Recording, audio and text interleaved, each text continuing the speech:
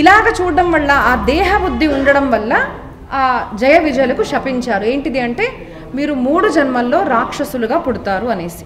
మొదటి ఏంటి, హిరణ్యాక్ష హిరణ్యకశ్యపు, రావణ కుంభకర్ణ, దంతభక్తుడు శిశుపాలుడు. ఇలా 3 జన్మల్లో వాళ్ళు జయ విజయులు అసురులుగా పుట్టారు. కనుక ఆ శిశుపాలుడు ఎప్పుడైతే అపశబ్దాలు పలికాడో అప్పుడు భగవాన్ శ్రీకృష్ణుల వారు ఏం చేశారు, సుదర్శన్ చక్రం తీసి శిరశ్ఛేదం చేసిన తర్వాత కూడా ఆ ఒక్క జ్యోతి భగవంతుడిలో లీనమైపోయింది కదా.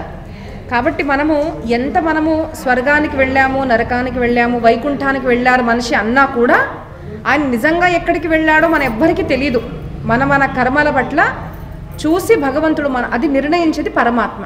కాబట్టి నేను ఒక ముఖ్యమైన మాట ఏం చెప్పాను అంటే, మనం ఎప్పుడైనా చనిపోయేటప్పుడు ఏం తీసుకెళ్ళరు అని అంటారు, కానీ మనం ఒక విషయం తీసుకెళ్తాం. ఏం తీసుకెళ్తాము? కర్మ అకర్మ.